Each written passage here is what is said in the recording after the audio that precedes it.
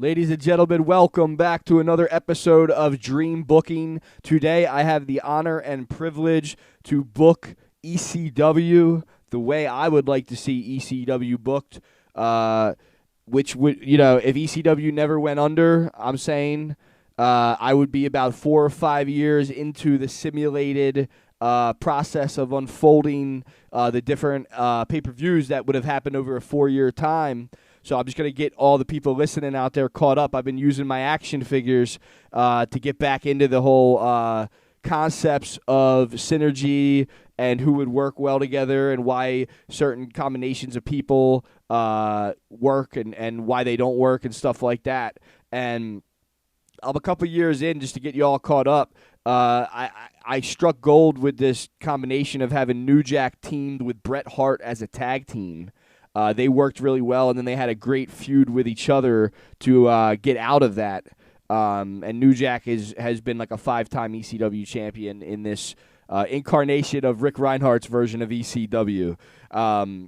So this is a really interesting thing because for about 4 or 5 simulated years, of pay-per-views, I found that I was getting kind of stuck in the vision of what ECW used to be, and I wanted to break the mold of that and break into a new era for ECW, so we will call this the Rick Reinhardt version of ECW.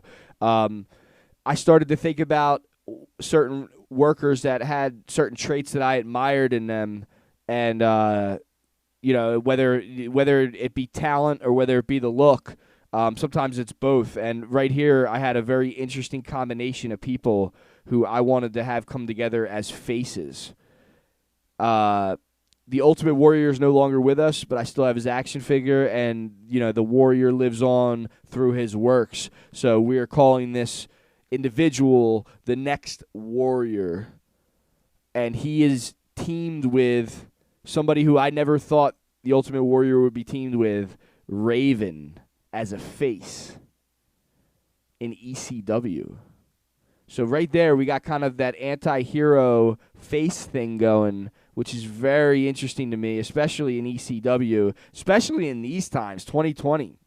And then we also had Tajiri with them, and I thought that was another interesting one because it elevates Tajiri up to a certain level, but Tajiri has always been able to smash when it comes to his execution of certain moves.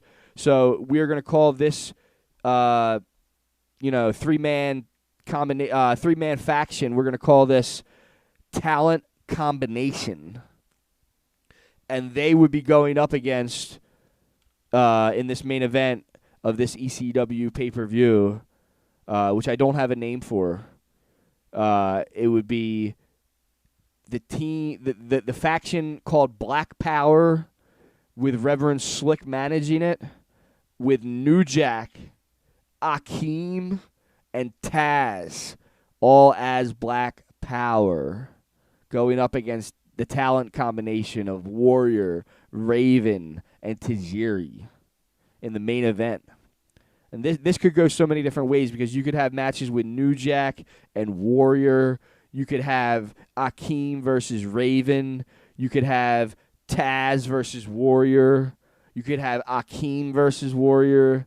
You could really mix that combination of things up right there in a very interesting way. And Tajiri would almost be coming into his own as a face in all this, as a heavy hitter.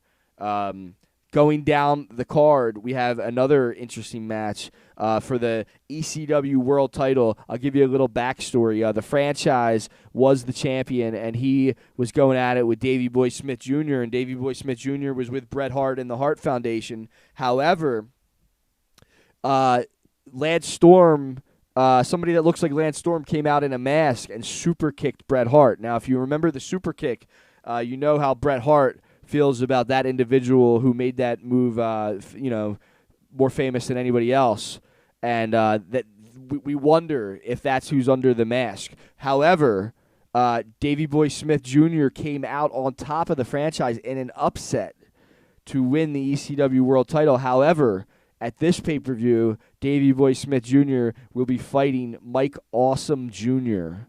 I don't know if there is a Mike Awesome Jr. or not, but imagine what that match would be like. Davey Boy Smith Jr. versus Mike Awesome Jr.